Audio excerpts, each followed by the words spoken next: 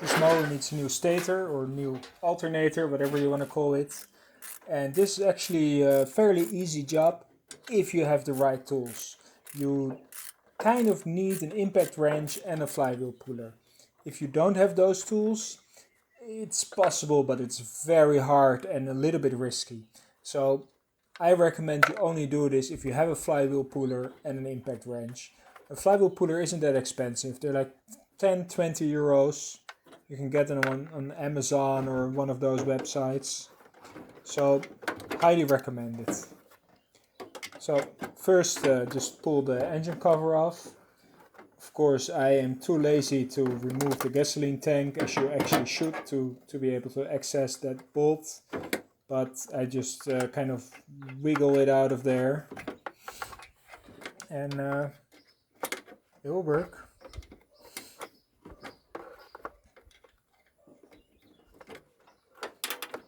Eventually. Got it out. Okay. The two long ones go in the back, the two short ones go in the front.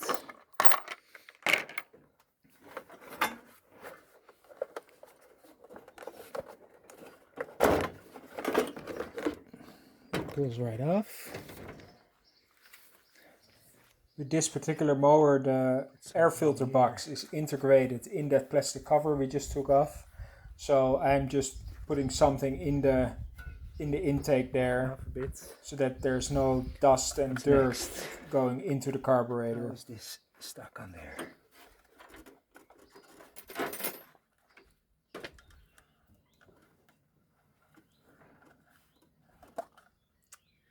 Just pops off.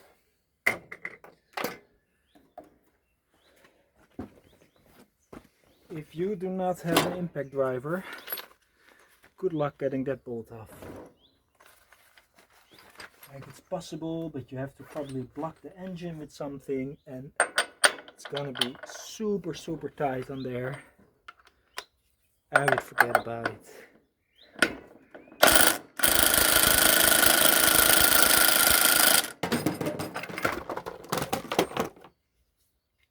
That was setting 1. Let's go to setting 3. There we go. That comes off.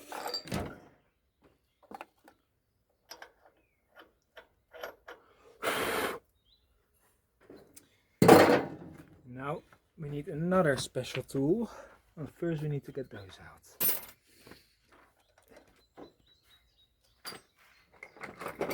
This plastic fan cover thingy is kind of in the way, so I'm trying to use some pliers to get some grip. To get those bolts out. Those are actually just there to prevent. Oh, yeah, it's not in the way at all. Well, that makes life easier. Yeah. So those bolts are just there to block dust and dirt and, well, rust, as you can see, to go into those holes, because they don't hold anything on. Those holes are there just so that you can pull the flywheel off with a flywheel puller.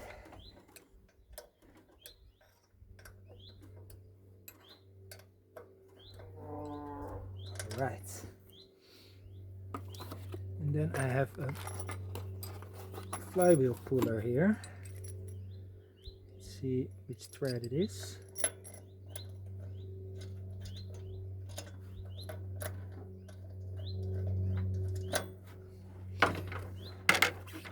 You could probably make one.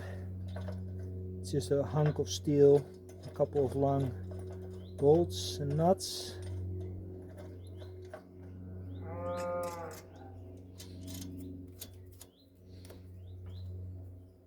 And it all just fits kind of neatly on there. Snug this up a bit.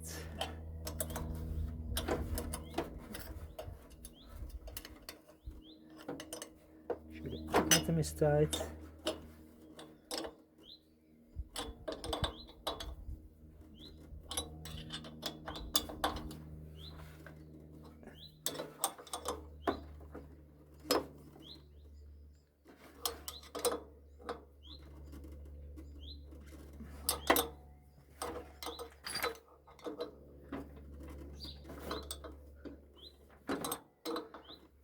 eventually it will pop off.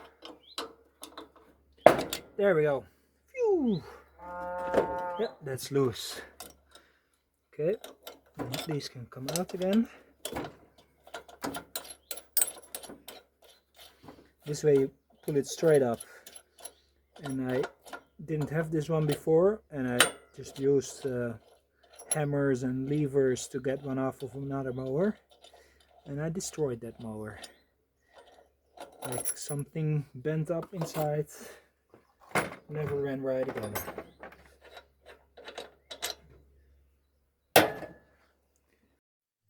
So I'm just pausing the video here for a moment because I forgot something. I did not watch for the flywheel key, and I was very lucky that it was still stuck in the flywheel, and later in this video you will see me find it there. But at this moment, when you pull the flywheel off, you should watch for the flywheel key that is between the flywheel and the shaft in the middle. It's just a tiny little bit of metal, a square rectangular bit of metal, and you do not want to lose it. So when you pull this flywheel off, keep that flywheel key safe. Flywheel comes right off. All the magnets are still there, still tight on there, but this is the most likely the culprit. I have to say, it still looks okay. Like I've taken out a broken one before that was like completely black. This looks fine, but only 4-volt coming off, so I'm convinced it's broken.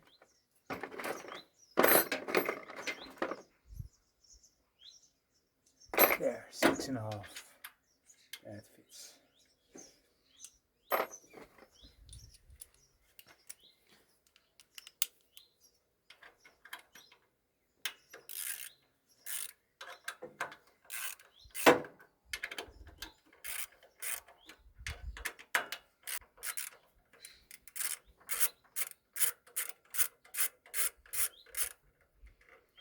All right. It just comes off, and it should unhook over here.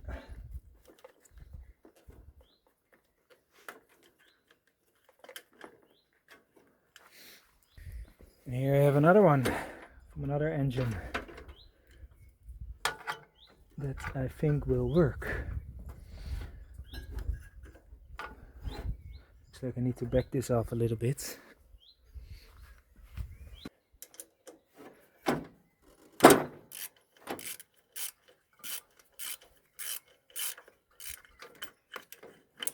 Now this can come out. The new one can go in.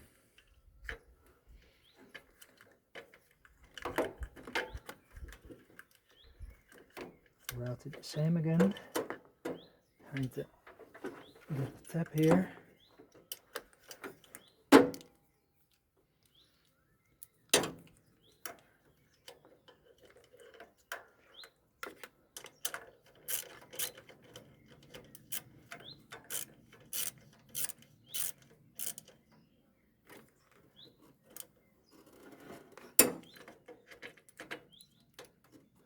That fits nicely.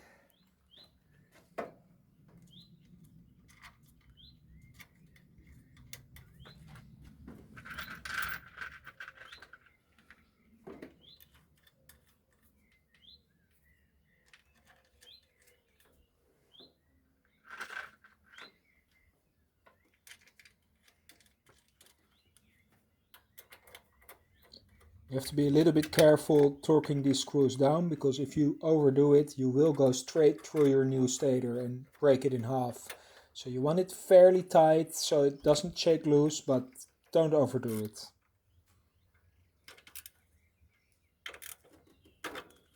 Okay, that's it tight. Let's clean this up a bit while we're near.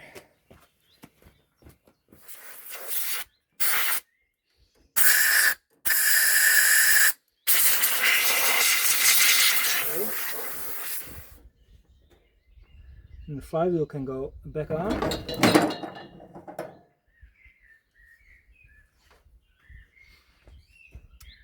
Here's a hole, and here's a flywheel key. Still in there. Don't lose it.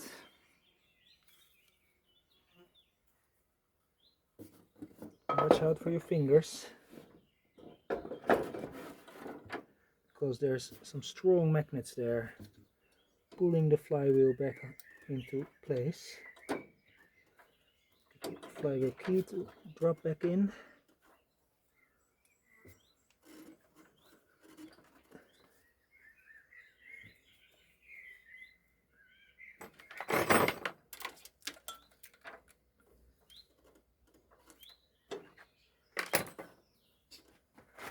Okay.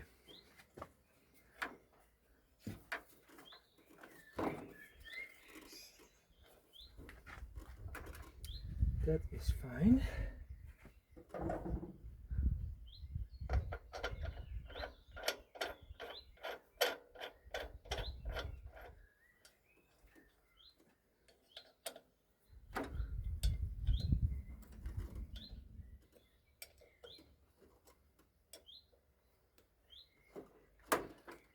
Okay.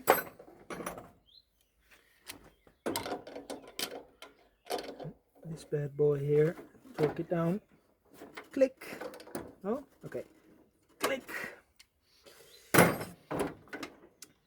Let's check the spacing. It still looks good, but since we had the flywheel off, well, it's not hitting anything. Yeah, that looks fine to me.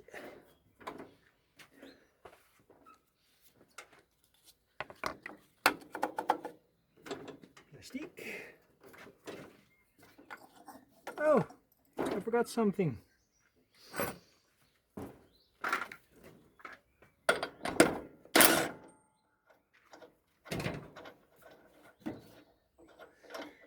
Goes on like this. There's a little clip here. It has a little opening here that matches up with that magnet there.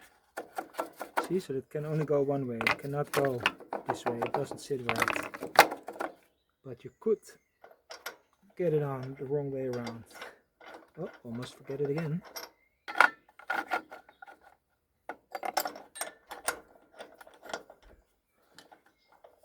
Let's see if I can get this on somewhat centered.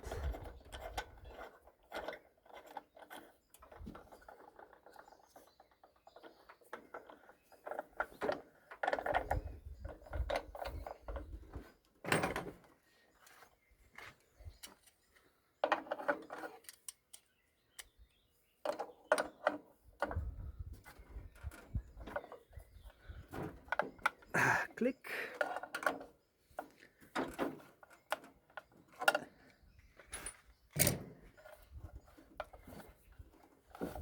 Still good on the ignition coil.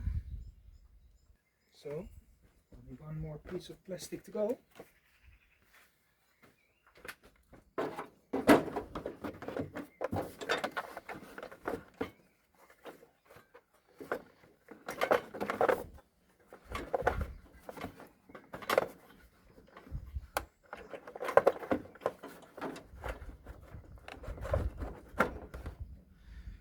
Goes over the carburetor air intake, and there's here a little clip that is easy to get wrong. So here this clips onto this. That was easy enough. Let's see about this one. And kind of wiggle it back in. Came out, so